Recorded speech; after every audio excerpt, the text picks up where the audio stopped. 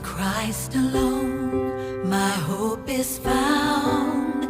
He is my light, my strength, my song.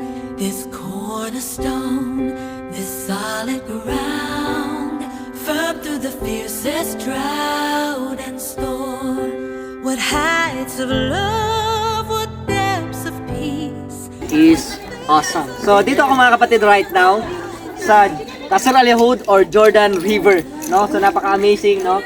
This is the biblical site kung saan po binaptize yung ating Panginoon ni Apostle John.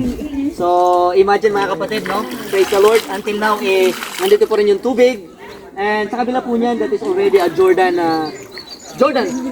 City, country ng Jordan. So dito lang po yung Israel, and it's a privilege, no, na mapuntahan namin ito. And syempre hindi lang po baptism ng Panginoon dito.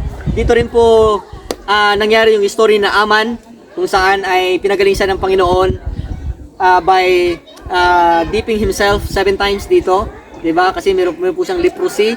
So sabi na ni Elisha, pumunta ka dito sa Ilog Jordan and ilubog mo yung sarili mo ng 7 times.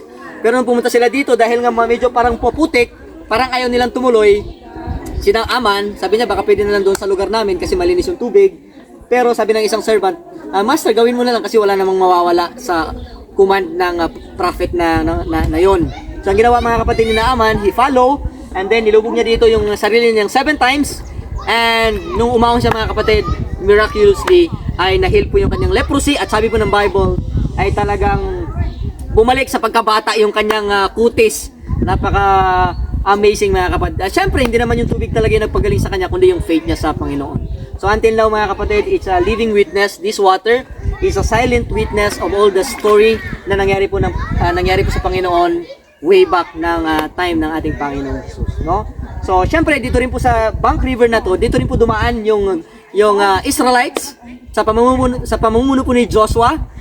Galing po sila ng Jordan. Dito po sila dumaan, and then the first city na kanilang kinanker is there, malapit lang, 15 minutes, the city of Jericho mga kapatid. So welcome sa Qasr Al-Yahud dito po sa Israel. Maraming salamat.